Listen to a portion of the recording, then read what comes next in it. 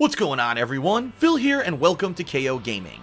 Different genres of games suffer from the climate of the time. Sometimes they'll have highs, sometimes they'll have lows, and fighting games certainly have been no exception. There was a period of time in the last few years where fighting games were at very high highs, with the resurgence of communities such as Street Fighter and Mortal Kombat, but 2016 so far has been a pretty bumpy road. Earlier this year, we had the release of the ultimately hyped Street Fighter V, but unfortunately, it didn't live up to expectations, being incredibly bare bones at launch, having very lackluster matchmaking and online play for the first few weeks of release, and basically the people who weren't super hardcore into the competitive side of the game pretty much critically panned the game, saying it just doesn't have enough content and or things for people who aren't going to play this at a tournament capacity to pick it up and buy it. By the way, the game had record low sales numbers for a numbered Street Fighter entry, pretty much has been recognized as a sales failure, and even Capcom management has publicly acknowledged they screwed up and they're going to go back to the drawing board next time around to please modern consumers. So, it's been pretty slow since then. In late August of 2016, a lesser-known franchise called the King of Fighters XIV released a new game. Now, for those who don't know, this series is made by SNK Playmore. It's been around since its original iteration way back in 1994 for arcades, as well as being ported to the Neo Geo home console. Can the King of Fighters XIV hold a candle to a major franchise like Street Fighter? Let's talk a little bit about that right now. The King of Fighters XIV excels in many ways compared to other modern fighters, but finds itself coming up short in a lot of others. One of the ways that it definitely excels is the roster size. The King of Fighters XIV has over 40 selectable fighters at launch, and then once you play through the story mode once, you can unlock 2 boss characters for a whopping 50 total fighters in the roster. You will find yourself very hard-pressed to find another modern fighting game that offers this amount of selection on the character select screen. The fighting styles of the characters are greatly varied. Some of them are more slow and lumbering, some of them are fast moving, some of them have high combo ability, some of them are just more about dealing pure damage, some of them are more defensive while others are more offensive, and even the character design ranging from typical kung fu fighters to more polished martial artists, people who don't even look like they belong fighting, cartoonish style characters, anime style. I mean, everything is thrown into the King of Fighters roster. For those who are longtime fans of the franchise, you'll be very pleased to find out that about half the cast is actually returning from the classic King of Fighters games, while the other half is purely new. And I have never seen a fighting game with this many new characters in the roster at one time, but because they retained a bunch of the classic characters, I don't think anyone who's a longtime fan of the series is going to be too disappointed and say, oh, there's too many new or not enough old. It seems like the perfect balance.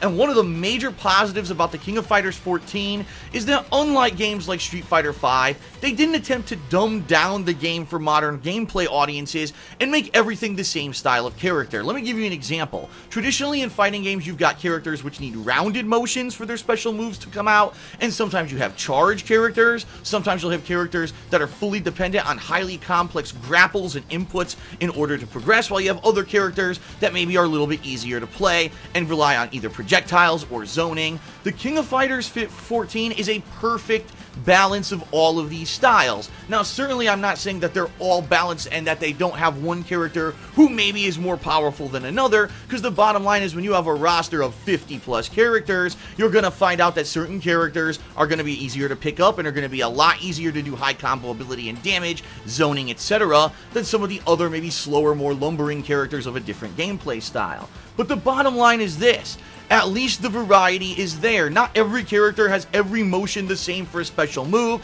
They didn't dumb down the gameplay of charge characters like Street Fighter V did. They really stuck true to their roots, and playing the King of Fighters XIV very much feels like you're playing a game developed by people who knows what they're doing when designing a fighting game engine.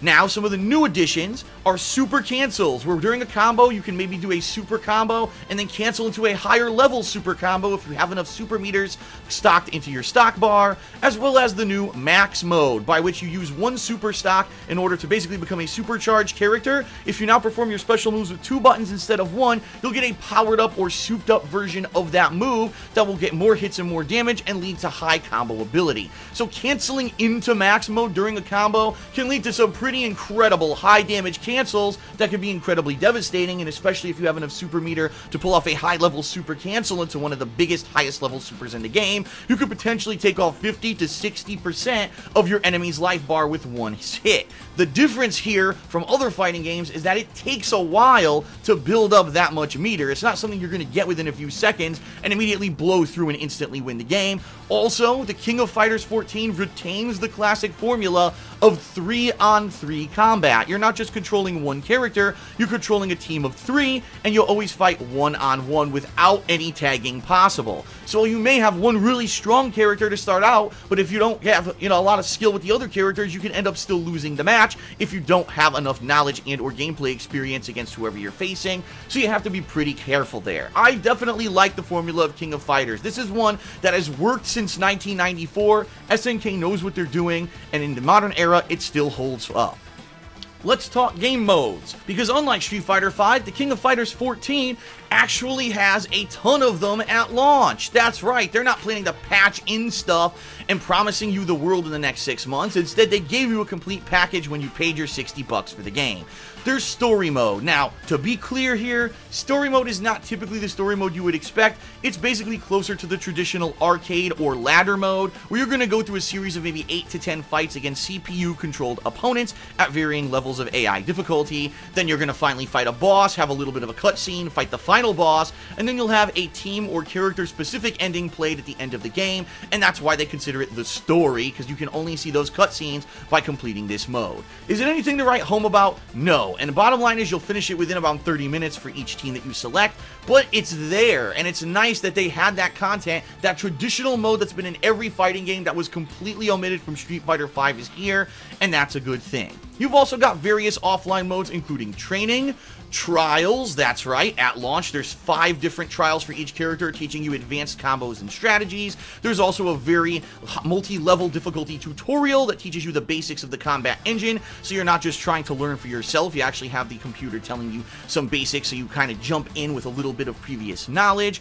There's also time attack mode, where you're attempting to kill a certain amount of enemies and with a certain amount of health as quickly as you possibly can. And there's also survival mode, an endless run mode where you're put up against an endless array of enemies that are controlled by the AI. The AI actually ramps up every single fight and gets more difficult as you progress on. You will recover a little bit of health for each victory that you have, but you never fully recover your health, so you really have to micromanage and do well and do as best as you can against the AI. I found that using some classic AI exploits allowed me to blow through this mode and beat every single one of the 50 characters. By the time I got to the end, I was already bored and said, man, I've already been playing for 40 minutes and I just killed myself. But most people are probably going to have more difficulty because they're not used to playing against this kind of AI and might have a little bit more difficulty finding those kind of exploits. So there's a lot of offline content and hours of stuff to do with these 50 characters when you play before you ever hit to the online mode. But now let's move on and talk a little bit about that.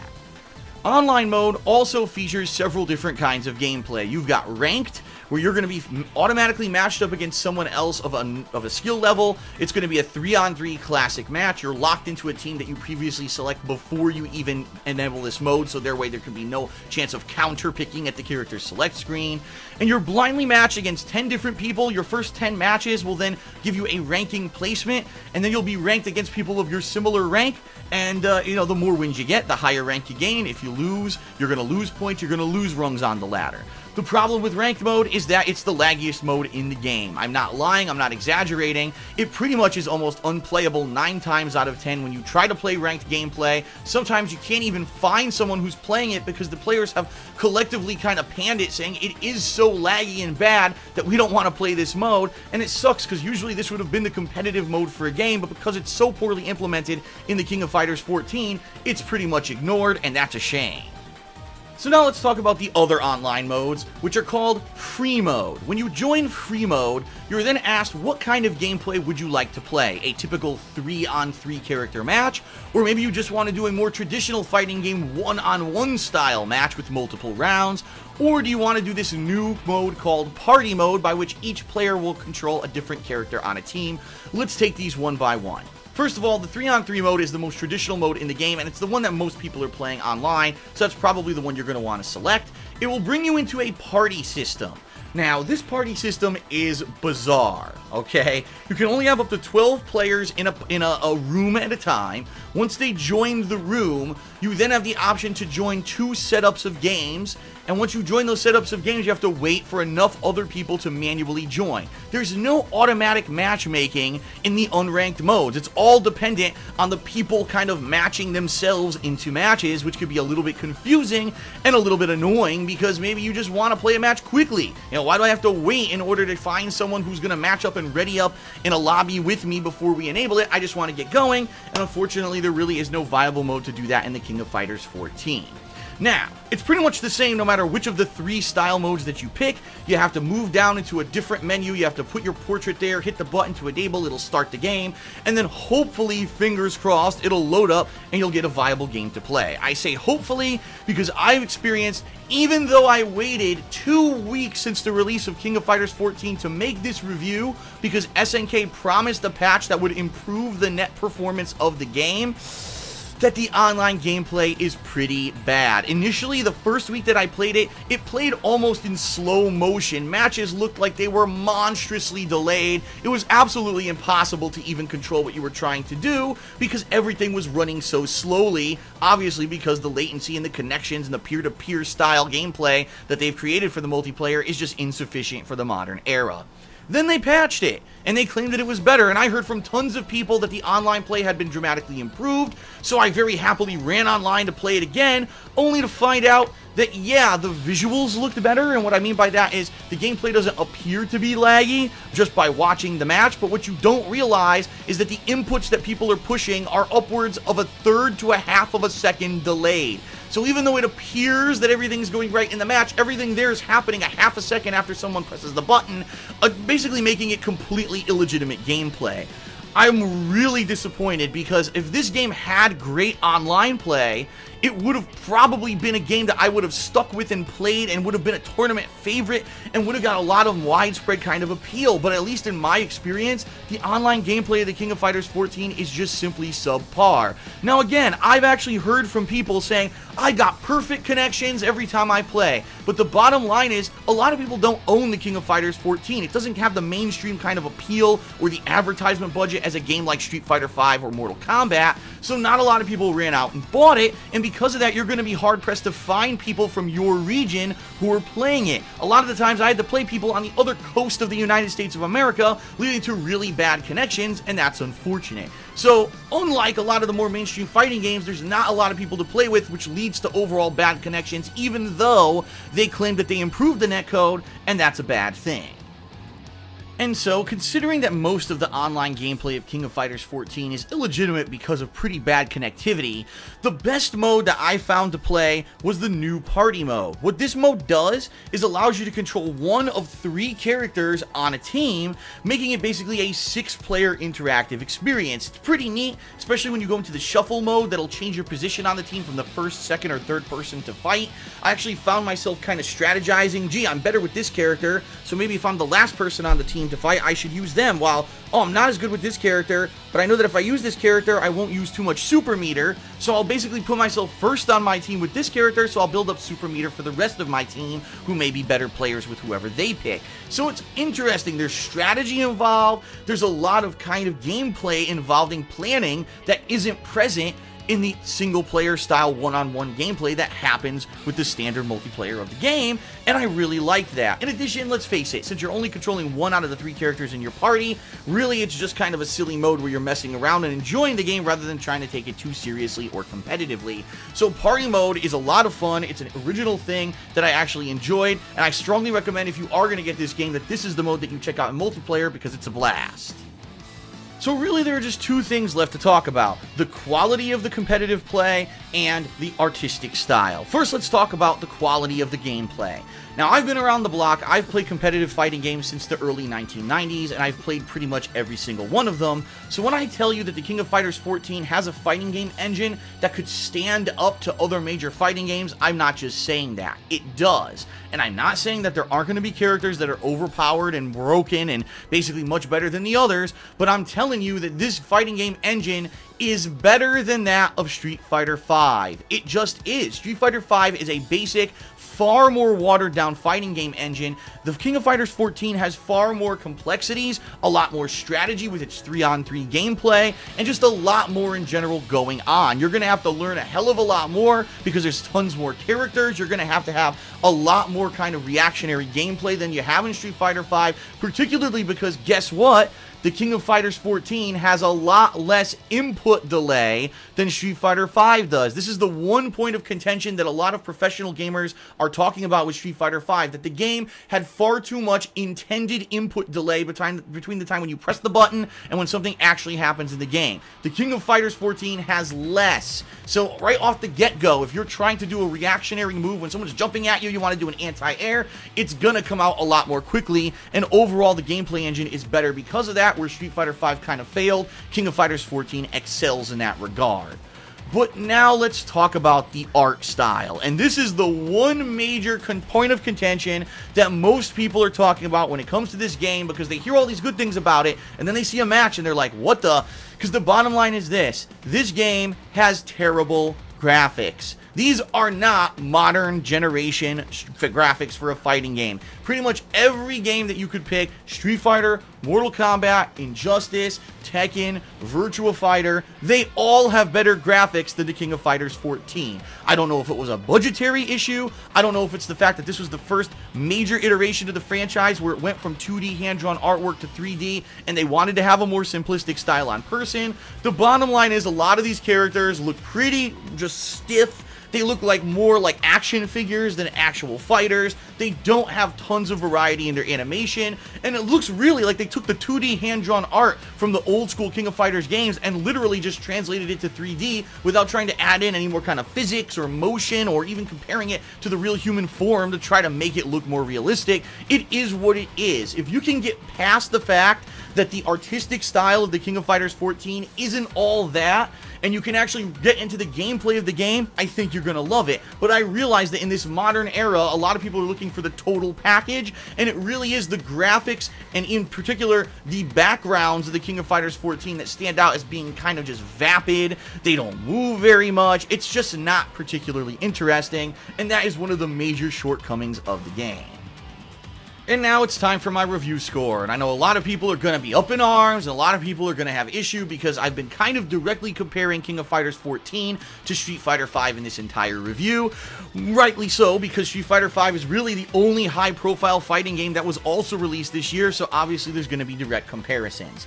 The bottom line is this: the King of Fighters 14 has an insanely huge roster, has a ton of offline gameplay, has some fun online gameplay if you can look past the fact that it's more messing around rather than legitimate competitively, and it also has a really complex and solid fighting game engine. Basically, by playing King of Fighters 14 out of the box, you're going to have more to do and way more fun than when you played Street Fighter V earlier this year. Just having triple the cast and a fighting game engine that doesn't have massive amounts of installed input delay, as well as a lot of complexities that allow it to not be as broken as some of the things that people have found in Street Fighter V, I ultimately find King of Fighters 14 to be a better game overall, even though you may say, but what about the online play? Well, the bottom line is the online play of Street Fighter V isn't viable either. Even though the connections over time have improved, that installed amount of input delay in that game force it to be a worse game overall. You cannot react accurately online while playing Street Fighter V to anyone that you're playing because of that input delay. And the same can be said for the King of Fighters 14. So basically I have to write off the online gameplay of both games and say that both games have crap online play.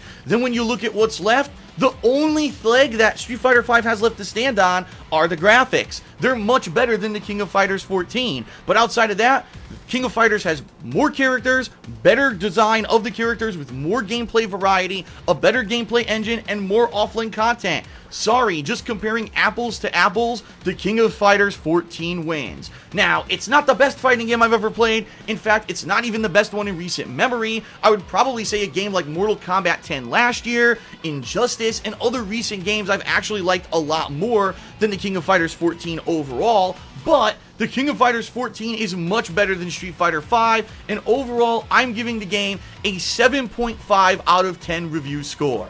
So here comes the controversy. I gave it a bigger score than Street Fighter V. I'm sure some people will be up in arms. Too bad. Being a longtime fighting game player, I gotta tell it like it is. King of Fighters XIV overall is a better game on paper, factually, than Street Fighter V. You may have a lot of hardcore players who disagree and say, oh, but Street Fighter V's hype and Street Fighter V's this and that. And that's the bottom line. The reason that people love Street Fighter V is because the game is hype. Because you can get a lot of people watching it on a stream, because you could do a tournament and get 1,000 attendees, despite the fact that the game is subpar when it comes to a competitive fighting game. The King of Fighters XIV is a much better game, but it has no advertisement budget, it has no hype behind it, and therefore it's going to have a hard time finding an audience because it doesn't have all those installed advantages that a Capcom-developed fighting game has, and that's a shame, because this one is awesome. I'm glad to see this franchise come back after a long hiatus. I hope that enough people buy 14 so that the series can continue on, and maybe next time around we can see a better or more improved graphical engine. I like the King of Fighters XIV. If you did not give it a shot, I strongly recommend that you do. Maybe wait a little while for it to be at a more discounted price if the $60 full price tag is a little bit too hefty, but certainly don't pass it by just because it doesn't have hype, because the bottom line is it's better than that atrocity of Street Fighter V that was released earlier this year. Well, that's it for my review, everyone, and I sure hope that you enjoyed it. If you did, please consider giving this video a like right here on YouTube, as well as spreading the word about it, because I really would like people to know that this game is much better than the overhyped other fighter that came out earlier this year. In addition, please check out the video description, where you can find links to some raw gameplay of the King of Fighters XIV, as well as a Loot Crate discount code for any new subscription, and a link to my Patreon. Thanks a lot, everyone, and I'll see you next time right here on KO Gaming.